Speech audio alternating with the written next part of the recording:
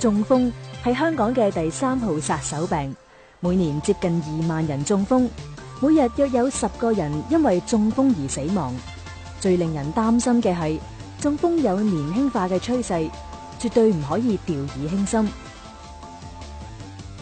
中風有2種，即係腦血管栓塞同埋腦出血。患者輕嘅可以完全康復，嚴重嘅會因為血管同埋神經受損，導致半身不遂，甚至死亡。腦血管栓塞亦即係急性中風，其實只要平時多啲注意身體，係有跡可尋嘅。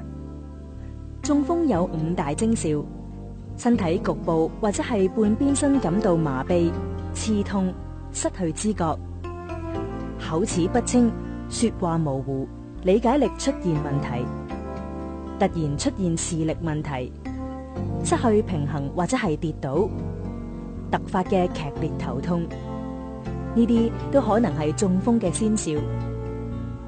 遇到上述嘅情況，都應該即時去睇醫生。如果忽略咗呢一啲徵兆，等到腦血管栓塞，後果就嚴重啦。嚴重中風往往係突然發生，之前亦可以完全冇跡可尋。治療中風其實頭1個鐘頭嘅急救最重要，我哋可以叫呢1個鐘頭做黃金1小時。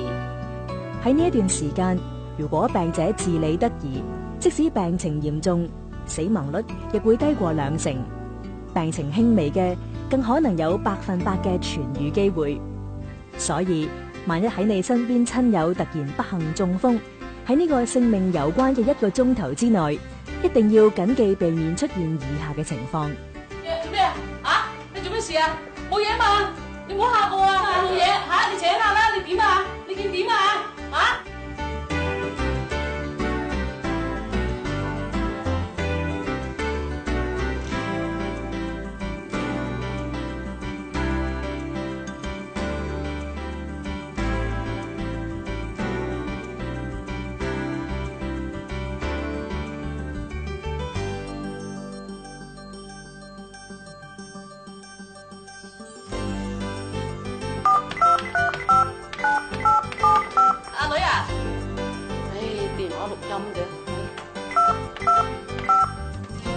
阿哥豆啊，我先生暈咗啊！你快嚟救佢啊！係啊，又係啊，快啲，快啲啊！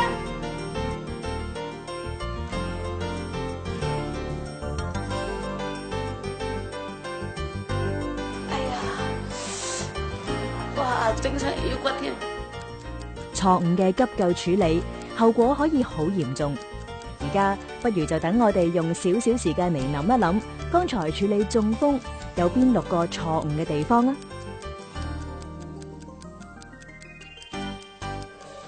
唔可以大力搖動中風者，唔好為中風者搽藥油，亦唔好過分墊高中風者頭部，唔好俾中風者飲水，應該先打999求助。仲要記住講清楚自己個地址，更加唔好將中風者抬起身。中風之後1小時嘅急救，有賴我哋鎮靜同埋正確嘅處理。而家等我哋一齊嚟睇下。做咩啊？你做咩事啊？冇嘢嘛？你唔好嚇我啊！點啊？觀察中風者清醒程度，可以輕拍肩膊，呼喚名字，令中風者保持舒適。幫佢解開衣領紐扣，鬆開腰帶，幫中風者清除口內食物同埋嘔吐物，同埋除去假牙，以及幫中風者側臥，呢一啲都係保持中風者呼吸道暢順嘅重要步驟。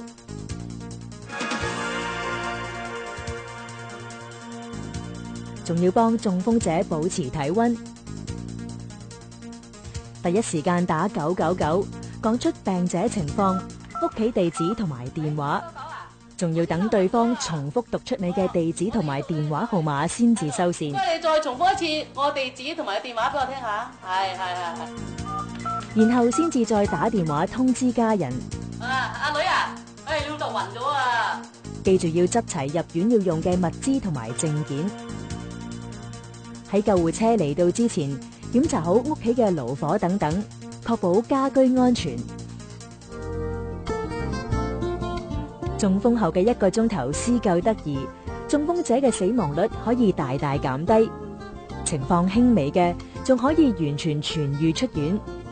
就算不幸中風，只要有適當嘅康復計劃，包括物理治療、職業治療等等，係可以完全康復嘅。除咗西醫嘅治療之外，亦都可以配合中醫嘅療法，包括針灸治療。而中醫嘅療法對中風嘅康復亦有顯著嘅成效。中風係可以預防嘅。中風同高血壓有住密切嘅關係，如果能夠及早發現，係可以減低中風嘅機會。